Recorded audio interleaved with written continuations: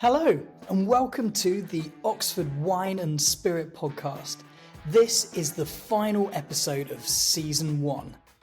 We'll have plenty more for you in 2025, but I'd like to leave you this year with one of the most fascinating topics in the whole of the world of wine.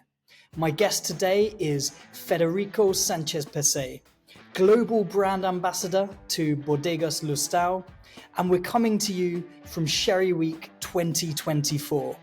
Our topic of discussion centers around the formidable wines of Jerez. Federico, welcome to the podcast. We've got a lot to cover today because, quite frankly, sherry is a mammoth task.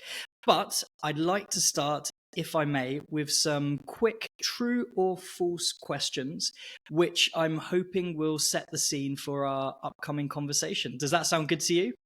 Excellent. Good morning. So let's do it. True or false? Number 1, sherry must be produced in Spain. True. Number 2, all sherry is sweet. False. Number 3, sherry can be paired with almost every type of food. True. Very true. And 4, without the magic of sherry production, Palomino is a very boring grape. False. And finally, number 5, sherry is one of the best value categories on the planet. Absolutely true. All of those things I was hoping you were going to say. So I'm really pleased we are on the same wavelength, as well we should be.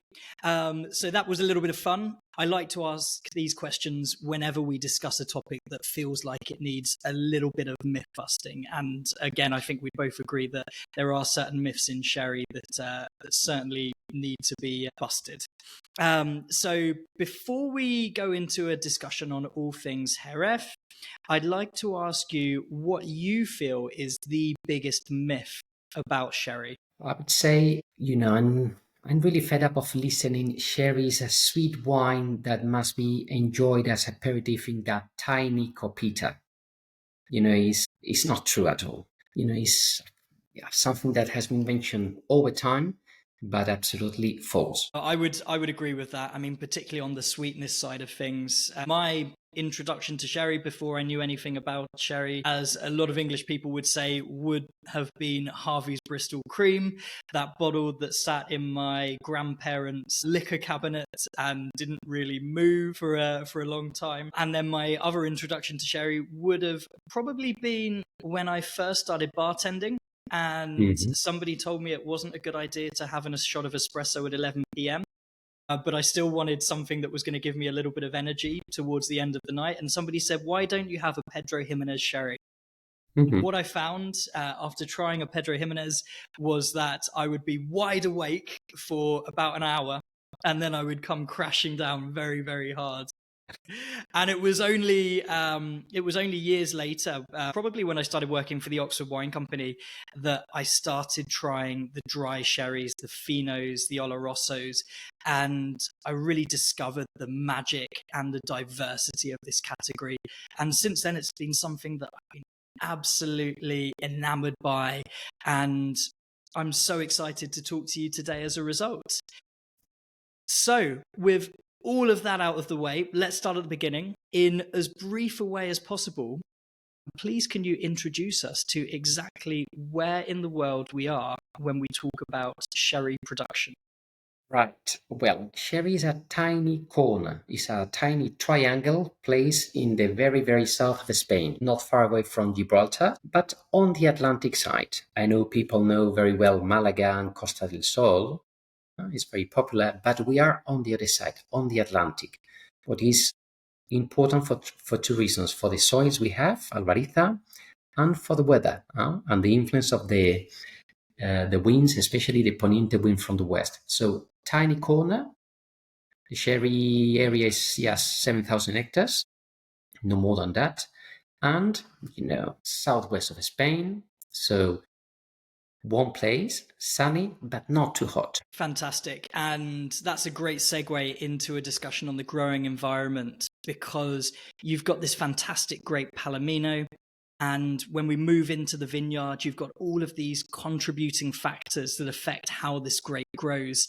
And I was hoping you could explain for our listeners a little bit about the key features of the growing area. Well, let's start with rainfall, for instance. You will not believe me if I say that a normal year, average rainfall in Jerez is quite similar to Cambridge. So it's around 625 liters. I know you are in Oxford. I'm also a lover of Oxford. I studied there, but I know the rainfall of Cambridge, not Oxford, sorry. Anyway, around 625 liters. What happens? We have very strong showers here. So we don't have so many days of rain, especially over the last few years, as you probably know, because of drought. So what happens? We have strong showers, and we have a soil called albariza. This is another key in our area that is like a sponge. You have to take into account that the Sherry area is quite low in altitude and is a place that was in the past covered by the sea. So we have a lot of sea sediments here. So when it rains, the albariza is like a sponge, so it retains humidity so well. It's totally opposite to sand, so it doesn't filter the water down. So albariza is a key here, of course, no doubt about it. And I would also mention the winds. We are in the very south of Spain, south of Europe, close to Morocco. So people may think, well, it's a very hot area. It may be very hot indeed. When Levante wind blows, Levante means sunrise. So when the wind blows from the east, it's extremely hot and dry. So it's really blasting. It's terrible. It's terrible for us, for people, for the grapes, and for the wines in the cellars. But hopefully we have the opposite wind as well. Poniente, the one that blows off the ocean, the Atlantic. So this is extremely fresh. So we have a great balance of both.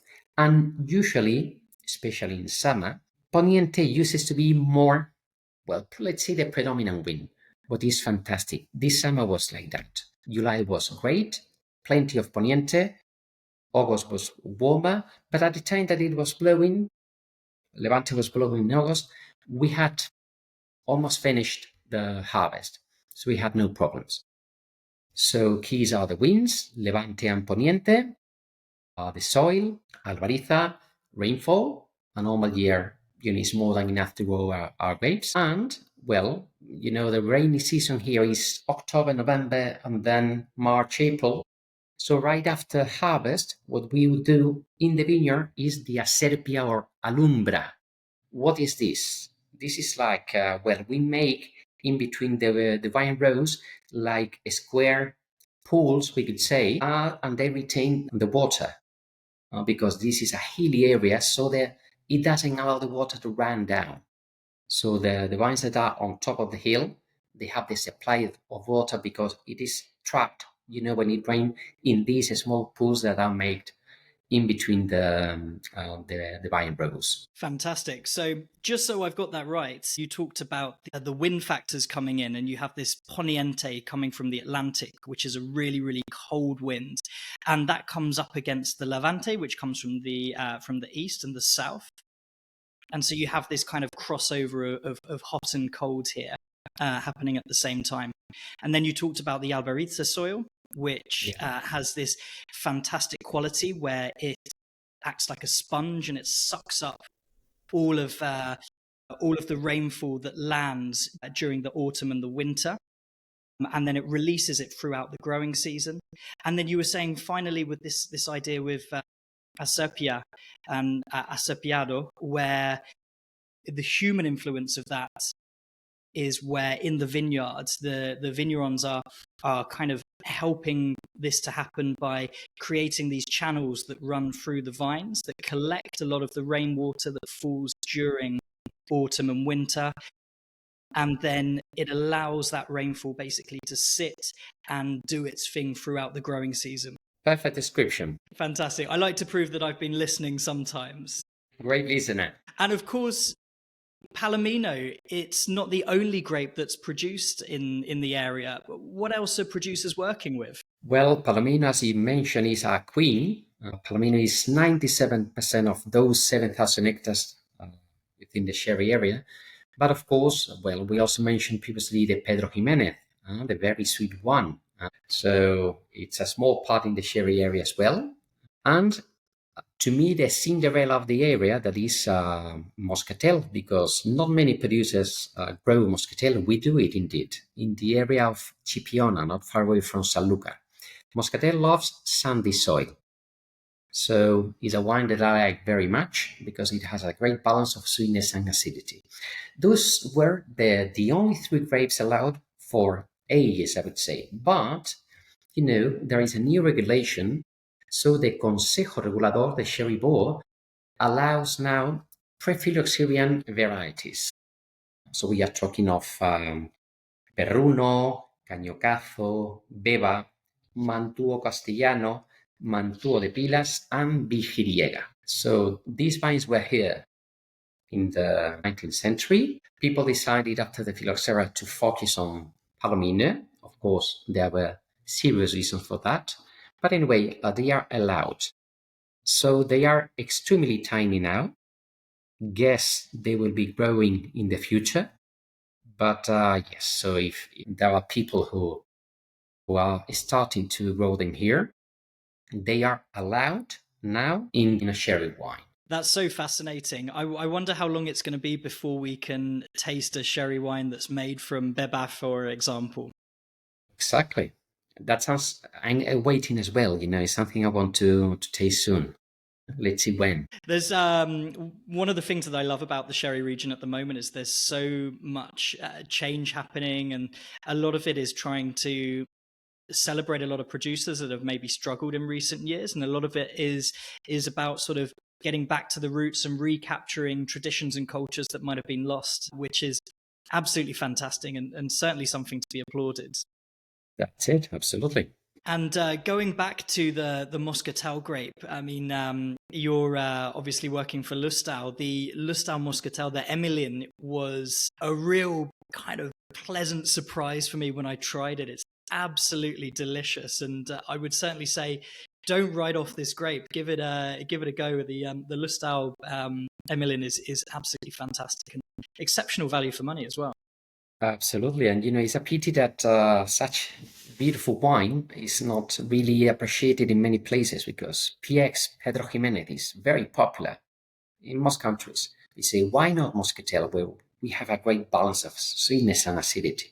Well, I don't know why, but yeah, PX is much more popular by far. And an interesting point that I wanted to just touch on when it comes to PX is this idea that I think it's only about 1% of plantings in the Sherry Triangle, but it's one of the only grapes that is accepted to be grown elsewhere in Spain. Would you be able to touch a little bit on that?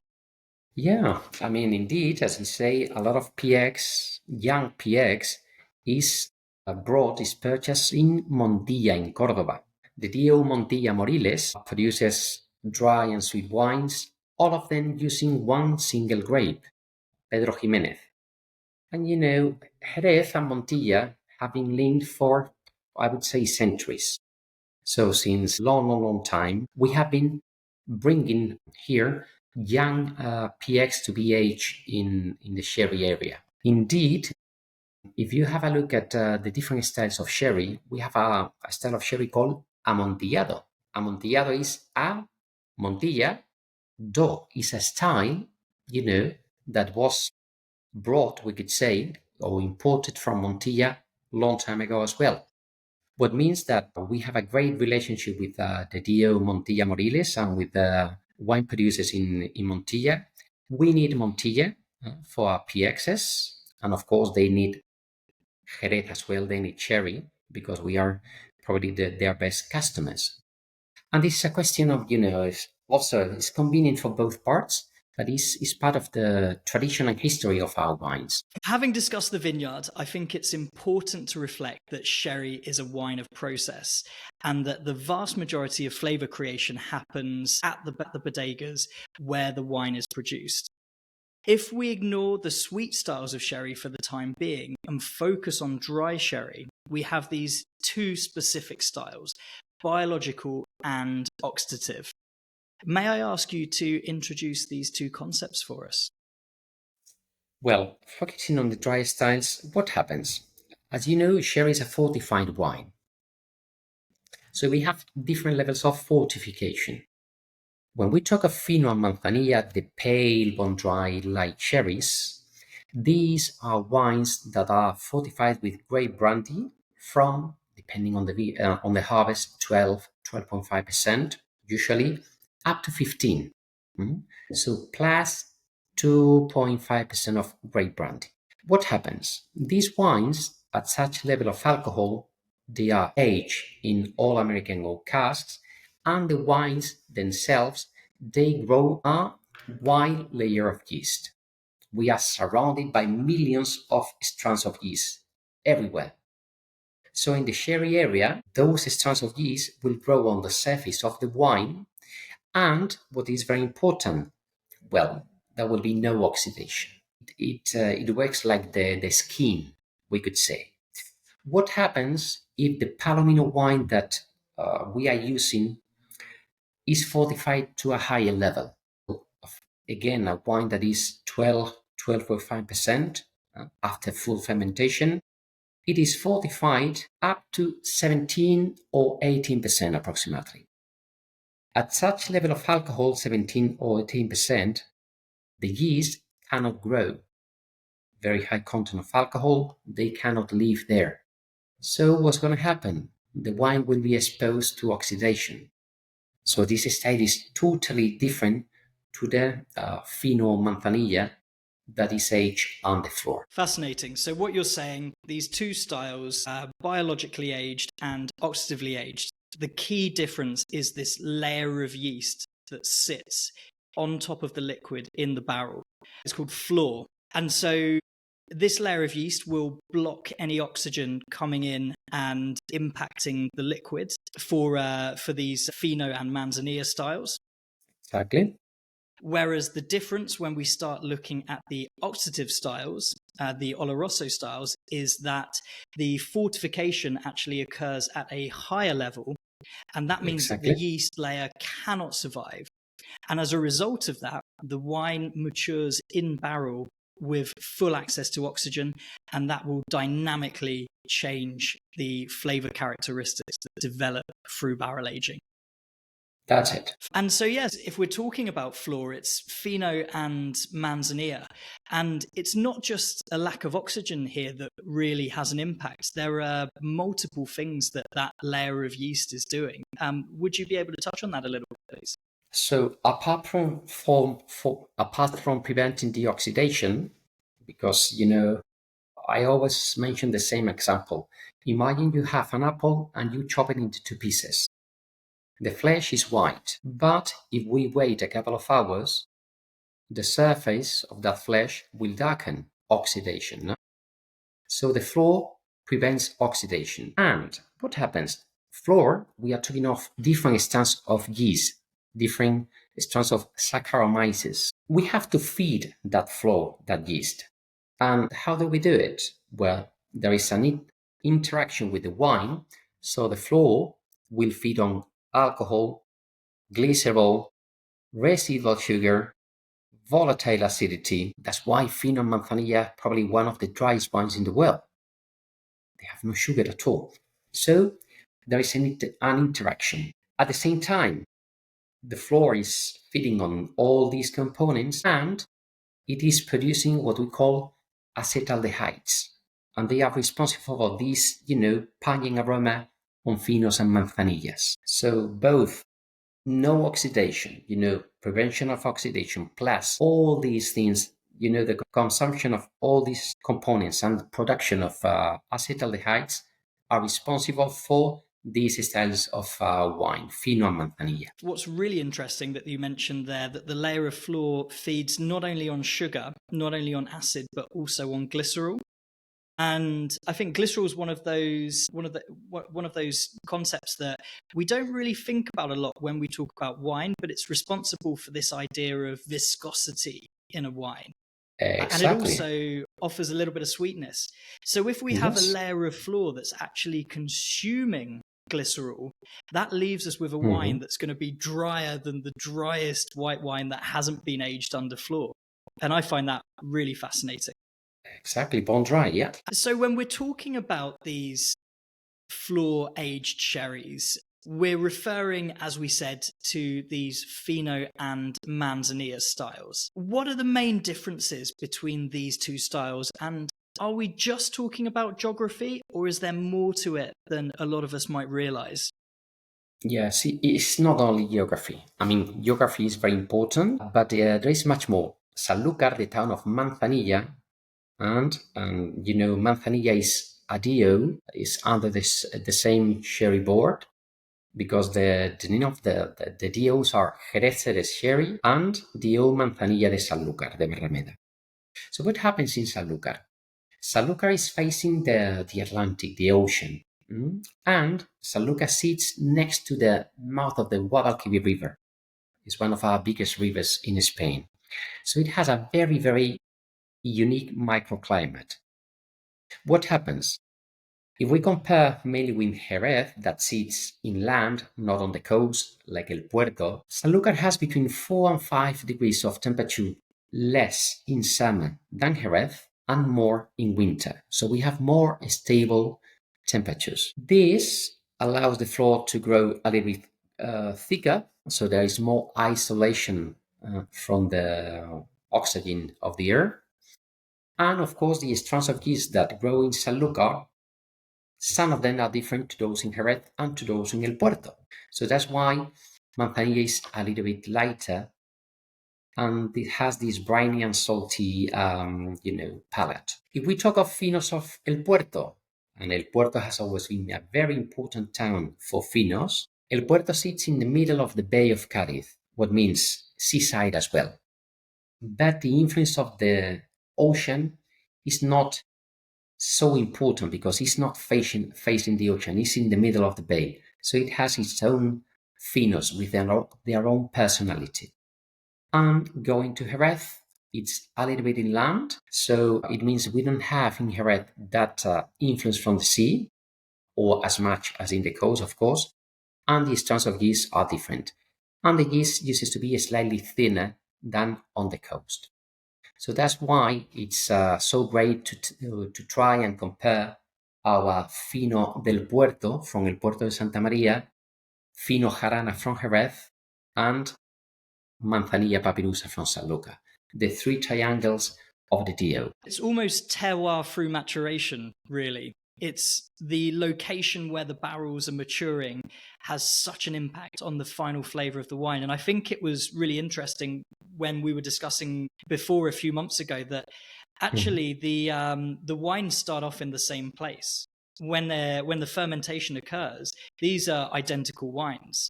But when you open the bottles and you taste the wines, the flavor characteristics are so different.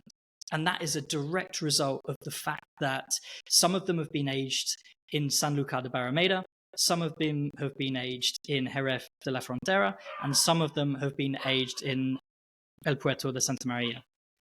This is one of the most fascinating things that I find about the sherry region in particular. That's it. Especially with the manzanillas themselves. Manzanilla, I think, is perhaps my favorite style of this sort of Fino category. You're saying that that's a result of its proximity to the Guadalquivir River and the Atlantic Ocean. So we have these light, delicate, salty, sometimes briny Fino styles, and at the other end of the spectrum, of course, Oloroso tends to be this rich, full-bodied, decadent wine with all of these toffee and nutty characteristics, despite remaining very dry. What's happening here in the production process to create these typical Oloroso style flavors? Well, we have to go back to the fermentation and the present, because we use the same grapes, Palomino, but whereas for Fino and Manzanilla, we use the first press of the grape, so the lightest mass, what we call here mosto yema. In the case of Olorosos, we are going to use the second press, what means we have more phenolic components there. It's more full-bodied. So this is the start. Apart from that, at the moment that the wine is fortified up to 17 or 18%, there will be oxidation. On one hand, Olorosos used to be older than Fino and Manzanillas, When we took off Oloroso, we have to mention 8, 10, 12 years, up to over 30.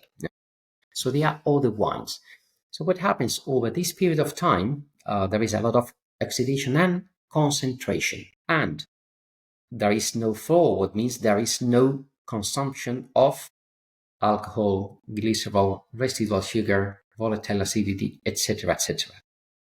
So we have fuller wines that, in contact with the air, provide these nutty, walnut aromas, caramel, with a character totally different to Fino and Manzanilla, being the very same grape. Then, sitting in the middle of Fino and Oloroso styles, we have these two styles, Amontillado, which you mentioned before, and Palo Cortado.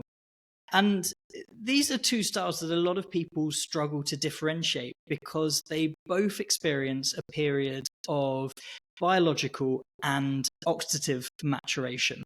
I was hoping you could, first of all, introduce these two styles, but then give us a little bit of a breakdown between the differences of the two. So, starting with Amontillado. Amontillado was born as a Fino, what means, well, Fino Manzanilla in Sanlúcar, what means it proceeds from Mosto Yema, first press of the grape. Usually Amontillados, I'm talking of our Amontillados, used to be Fino for a minimum of 4 years. I think the minimum required by the sherry board is 2 years, but it used to be longer in most cases.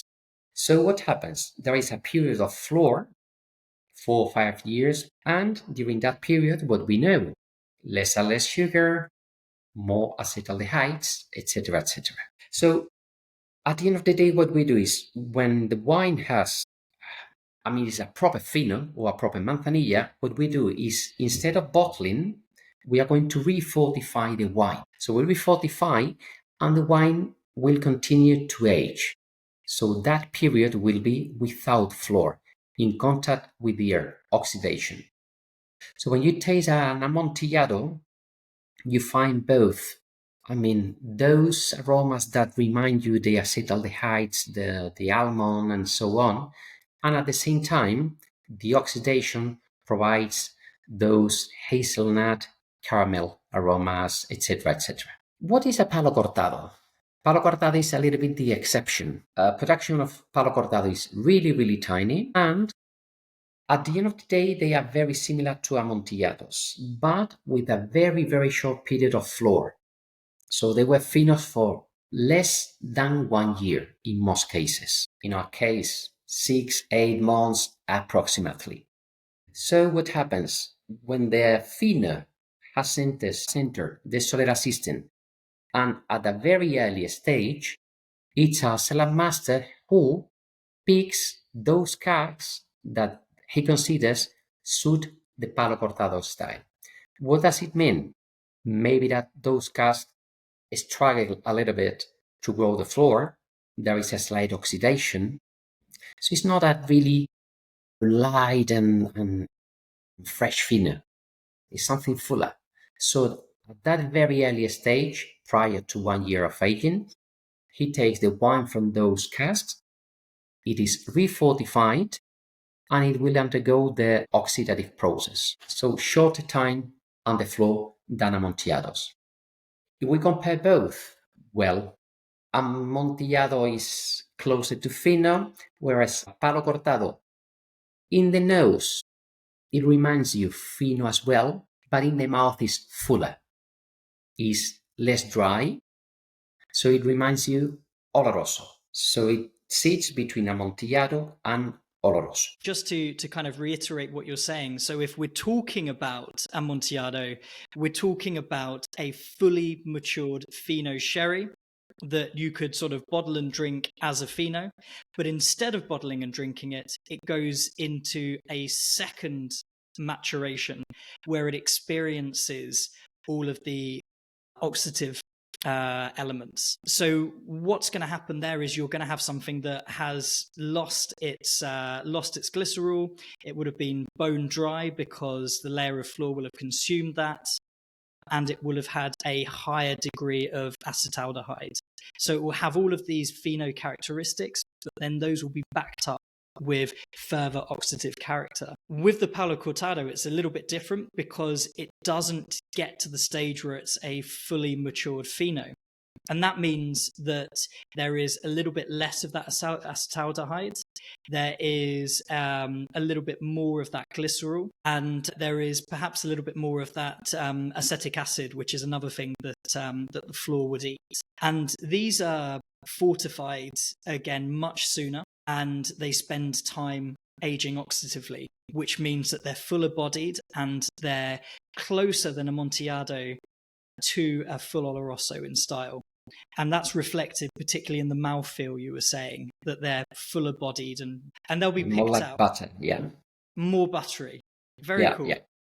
And the Palo Cortado category I find quite fascinating because this, I think, it deviates from bodega to bodega. Am I right? These are made slightly differently depending on who you speak to. So Lustau will do them one way, and other producers will potentially make them slightly more differently, which exactly is why it is so confusing for so many people. But Federico, that was fantastic. I think you really summed it up really well and explained it. And I think maybe I can explain it a little bit better now as a result. So thank you so much. Thank you. And so we're already in pretty deep. This is a complex topic, as we said right off the back, but we cannot have a podcast on sherry without talking about the Solera system. And this is something that I personally understand as a concept, but understanding it and communicating it to others is a different matter. So I thought, who better, Federico, would you please introduce us to this concept of a Solera system? Well, first to know is that we use the Solera system because of Great Britain. Because long time ago, you were our best customer. And what happened? People in the UK, we require the similar quality every year. So that's a good thing about the Solera system, consistency. So what we do here, you have to imagine that you have 3 rows of casks, one above each other. So at the bottom, close to the ground, to the suelo, that's why it's called Solera, we have the wine that is fully aged. And right above that cask, we have another tier of casks with a similar wine, but a little bit younger. On top of those 2, we have another row of casks with the wine that is, in this case, the youngest, right? So every time we bottle, what we are going to do is to take from the lower level, from the Solera, a percentage of the wine, never all the wine, just a percentage. Depending on the style of sherry, will be more or less. But we take, imagine, 10, 15, 20% of the wine we have next to the ground is taken and bottled. Next step, we go to the upper level. We call it first criadera or first nursery. And we are going to take from those casks that sit on the Solera a similar volume of wine. And the wine will be introduced into the Solera, the lower level. And same from the second into the first. So from top is a cascade from top to the bottom. So we are doing fractional blends. So what do we get with this? Consistency. Because what we introduce on top is the wine from the last vintage. That could be a great vintage or not. But when the wine arrives to the lower level, to the Solera, it has been blended a lot of times. So quality remains very, very consistent. So that is the great asset of this system. It has an inconvenience, of course. Imagine sherry, fino, manzanilla, they are fortified white wines. Okay, so when we talk about white wines in general, still white wines, they are wines that are normally fermented in a tank, sometimes, maybe in a cask, or maybe aged for a short period of time, and that's all. It's over. Whereas for sherry, we have a Palomino wine for dry sherries. That is a wine that you could already consume, and will enter the Solera and Criadera system. So the process is much longer and very labor intensive. But again, we get consistency. So it's all about this fractional blending where you are bottling from one level from the Solera, this row of casks, but then you're not taking everything out. You're only taking a percentage, a fraction out of those casks, and you're topping up from the next level, and you're topping the next level up with casks from the next level, and away we go. And each of those levels is called a criadera. And how many criaderas might you find in an average Solera system? I would say probably Finos and Manzanilla, we could say 3, minimum 3. There is towns like Sanlúcar that used to have more, a tradition. At the end of the day, the average age of the wine that you bottle will depend on the volume that you take every time, the number of withdrawals per year, and the number of criaderas you have. So minimum uses to be 3. But imagine that we are talking of a sherry of more than 30 years. Can you imagine the number of criaderas that are backing up that wine? Huge. And when it comes to taking out of these criaderas and bottling the wines, how many times a year does this tend to happen, or does it really depend on a lot of different factors?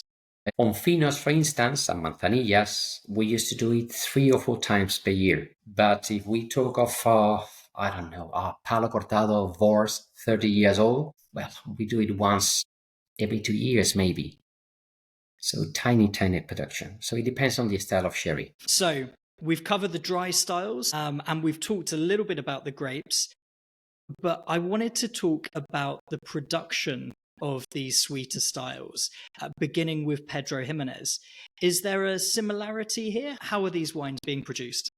Yes, I mean, Pedro Jimenez is a very dark wine in color, what means oxidative aging. It is aged through the Solera system as well, but of course we are using the Pedro Jimenez grape. And what is very important as well, those grapes have to be harvested by hand, and grape bunches are sun-dried in the vineyard for 10, 12, 14 days, depending on the weather. So at the end of the day, what we will press will be resins rather than grapes. So this is the reason why the color is so dark, because they are sun-dried, those grapes. They evaporate approximately 40% of their weight. So it's much more expensive to produce as well. On the PX, once we have that very sweet mast and very dark in color, what we are going to do is to arrest fermentation at a very early stage. So we are going to retain most of the sugar, and then we will use the same Solera and Criadera system. So starting off, the grapes themselves, they spend 12, 13, 14 days drying, which raisins them before any wine production happens. And then once they do get into the winery and they're vinified, they will be aged oxidatively, which will once again help them to achieve that darker color. And before that maturation, they will be fortified much earlier, which means that the wines themselves retain a much higher degree of sugar. Perfect. We know that a lot of the Moscatel wines are sweeter styles as well. Is this the same process for Moscatel? The process for Moscatel is quite similar. In Jerez, there is 2 styles of Moscatel. What we just call Moscatel are Emmeline, for instance, where you can feel the grape is very fresh, very nice acidity, great balance of sweetness and acidity, in my opinion. And there is another style that is called Moscatel Pasa or Moscatel Resin. In this case, those grapes are sun-dried, same as PX. But again, both musts, we arrest their fermentation and we retain most of the sugar. But of course, if you are not producing Moscatel Pasa, if you are producing a regular Moscatel, as a Emmeline, it has less sugar than PX, much lesser, and of course, a higher acidity. I think this is one of the reasons that I really love this wine so much, is that level of acidity. It really helps balance everything out. So I believe we've established now that sherry is by no means a one-trick pony.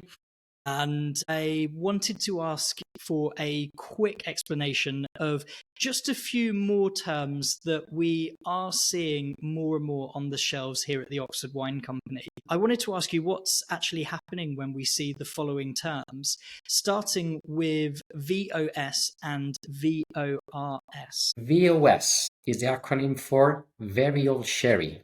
or Vinum Optimum Signatum. So it's a wine that has exceptional quality and an average age of between 20 and 30 years. In between, VORS, Very Rare Sherry, or Vinum Optimum Rare Signatum. This is the top category in Jerez. So it's a wine that guarantees exceptional quality and more than 30 years of average age. Could be 30, could be 60, whatever. So they are the top category in Jerez. Some of these VOS and VORS sherries are absolutely incredible. I mean, 30 years of maturation as well. It helps produce some absolutely fantastic flavors. You get these rancio flavors where you get sort of tobacco and wood polish and all of these sort of like cooked characteristics. They're really, really wonderful. But one thing that I do find is a lot of them still manage to maintain a level of freshness, which I also find very interesting. They're wines that you could definitely kind of enjoy throughout the day. You could certainly have them as an aperitif as much as you could have them after dinner. It's really fascinating. And I think the other thing to talk about when it comes to these two styles is the price point. If you're looking for a wine that's 20 or 30 years old in another category, you can expect to pay hundreds and hundreds of pounds. But you can get these VOS and VORS sherries for sort of £30, £40, and the flavors are unbelievably good. But let's move on to something slightly different, and that's the term en rama. En rama is quite simple, straight from the cask. No treatments, no fining, no filtration, nothing at all. So imagine you can visit us in Jerez and we sample the wine with the wine bow and you taste it. That is en rama. En rama as it comes.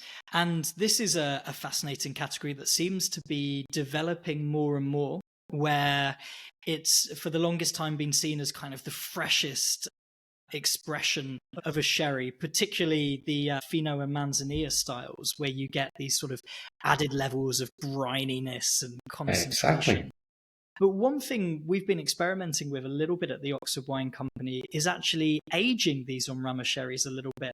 And I was fortunate enough to open up a bottle of the Lustau en rama from Jerez de la Frontera. We found it was really interesting to taste it once it had had an extra year of maturation. There was a real kind of reductive character to the wine on the nose. And the complexity was just fascinating. That's it, because, we released the en rama range. We are talking of 3 wines, Fino from Jerez, Fino from El Puerto, and Manzanilla de Sanlúcar. We do it every spring. That is the peak season for the floor. The floor is at its best, and the wine is at its finest. So normally in spring, a winemaker, Sergio, he picks 1 or 2 casks from every of these 3 towns. So he's picking what he considers the best. So you can imagine a great Fino Manzanilla of fantastic quality that ages a little bit, as you say, and reduces a little bit in bottle. Over time, it tastes so well. So when the Fino Manzanilla premium quality, they will age quite well. Of course, they will be in the feel of a little bit of Amontillado after a number of years, but that's great as well.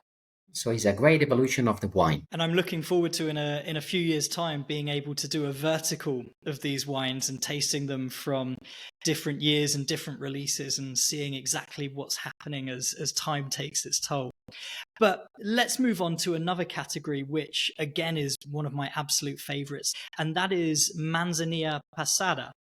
Can you explain a little bit about what this means? Pasada means over age. So a regular Manzanilla should be at least 2 years old, age. In most cases, well, in our case, Papirusa is between 4 and 5 years.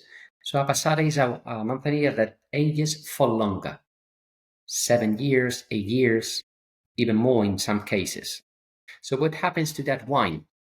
As the Fino Manzanilla, well, in this case, Manzanilla Pasada, ages, there is less and less nutrients because the wine is older and there is less nutrients to feed the flora.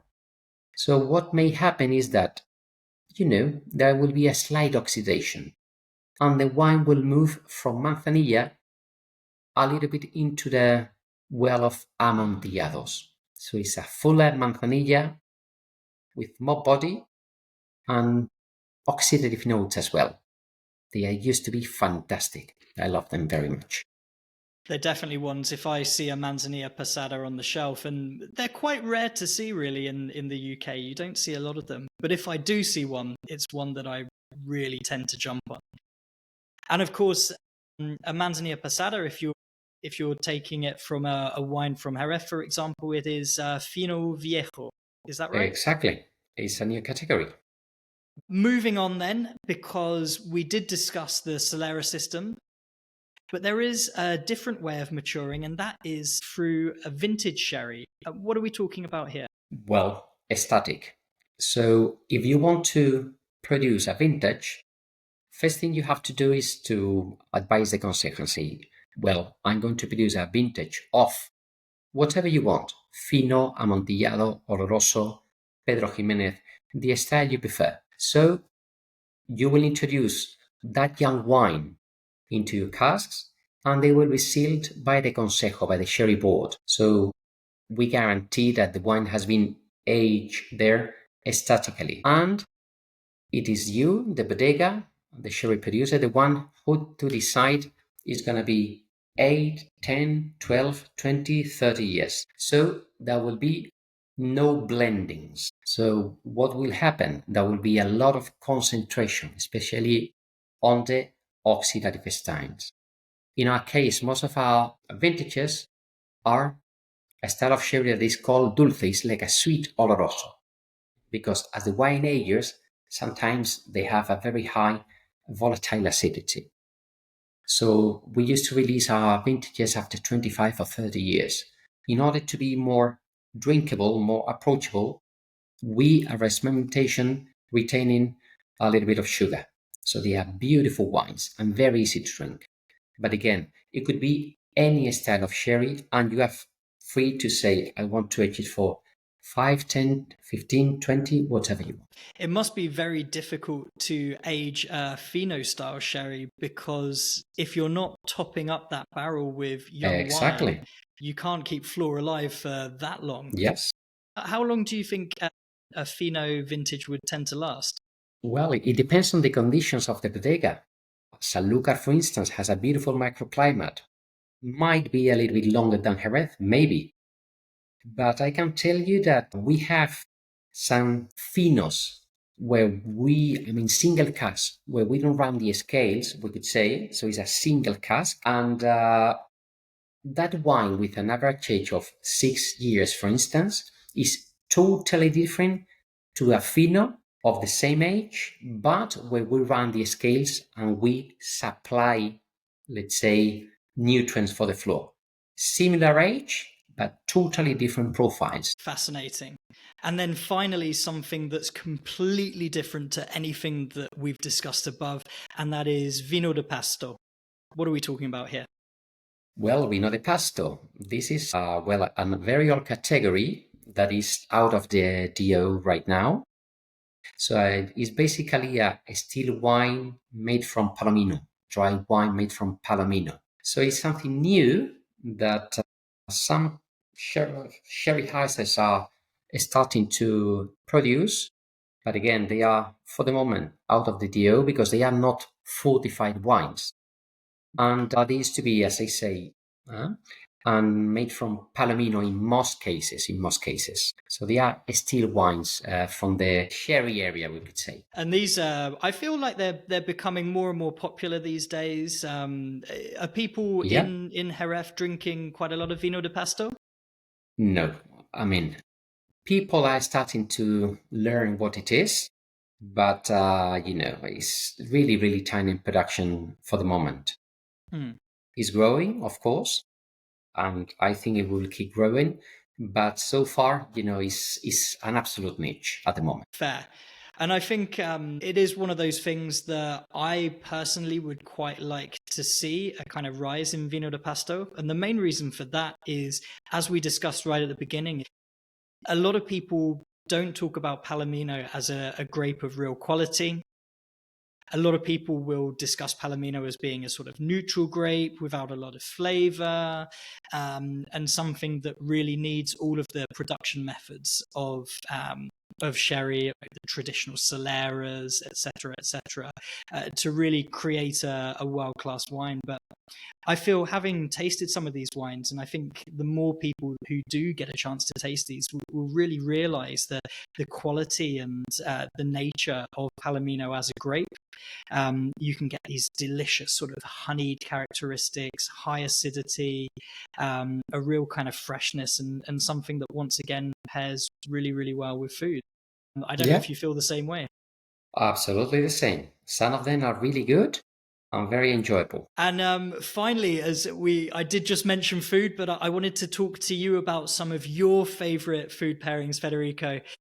I'm very much of the opinion that you can pair sherry with pretty much any type of dish. But very quickly, what are some of your go-to pairings? To me, let's say manzanilla, oysters. Great combination. Fino, nothing better than Iberian ham, a pata negra. Lovely combination. Amontillado, there is something I love from Japan, ramen. Certain ramens are great with amontillado. Oloroso, probably oxtail, very fatty.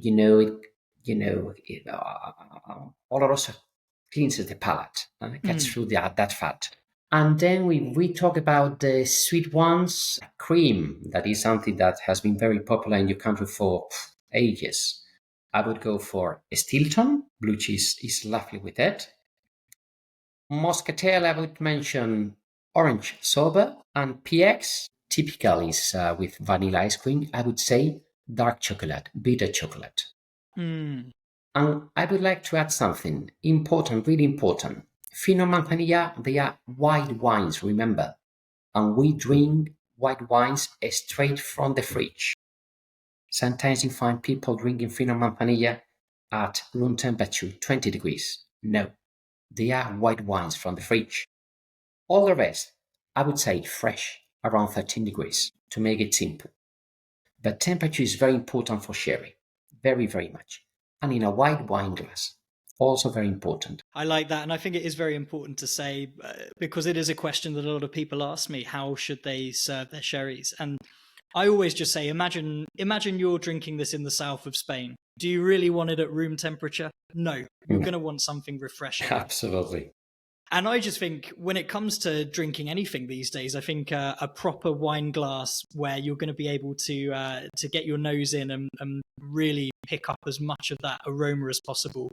I think it works not just with wines, but with spirits as well, especially with sparkling wines, which I think is quite interesting. Not a lot of people do it. A lot of people talk about flutes and things like that. But for me, I just stick it all in a classic wine glass, and sherry's no different. Exactly. Federico Sanchez-Pece, we are running out of time very sadly. I feel like there's so much more we could talk about, and hopefully we'll talk again soon. Hopefully we're going to meet in Oxford in a couple of weeks as well. Yeah, so I hope. But for now, thank you for your time and your exceptional sherry knowledge. Hopefully we have converted a lot of people to the cause, and hopefully we've expanded a few people's knowledge so that they can enjoy sherry a little bit more. Before we go, I'd like to take the opportunity for you to tell our listeners a little bit about Lustau and how we can learn more about the wines produced at this incredible bodega. Lustau is a sherry house founded in 1996 by a sherry lover, because originally it was a small producer, an almacenista who used to sell his wines over to other sherry houses, and a company that became a sherry shipper in 1950. And since then, we have been focusing on high quality sherries, premium wines, and we are very proud of this, wines from the three towns of the Diego, Jerez, El Puerto, and Sanlúcar. So we offer over 50 different wines from the three towns to the market. We promote our wines strongly with food. This is important because the moment of aperitif is shorter and shorter, especially here in Spain. And we know that sherry is something to be enjoyed with food. So we insist very much on this. And sherry may be as well a great ingredient of a cocktail. Indeed, in the United States, a good number of our bottles go into cocktails. So we have to keep our mind open and try new things. Although cocktails on sherry are very, very old. I'm very proud to be part of it since a long, long time. We've been here for over 20 years now. And I would like as well to invite everyone of you to visit Lustau. If you come to the south of Spain, visit us because we have a beautiful bodega, beautiful cellar built between 1835 and 1865. We are in the very heart of Jerez. And the way we ate sherry is the same as 150 years ago. So very traditional bodega. We are very proud of it. I'm very proud to offer great wines to the market. And yes, I would like to finalize. Thanking you for giving me the opportunity to do this. Is something that I really appreciate very much, especially being in Oxford, because it's my town in England. I studied in Oxford decades ago, but it's in my heart. So it's deep in my heart, and I'm very happy to be speaking with you here. Federico, thank you so much. Until next time. Thank you very much, Tom. Take care. And that's it. Season 1 done and dusted. Thank you so much to all of my guests in 2024, and especially thank you so much to everyone who's listened to any of the podcasts we've released so far. Don't forget to follow me at What Tom Drank, and of course the Oxford Wine Company at the Oxford Wine Company. Until 2025, muchas gracias. Ciao.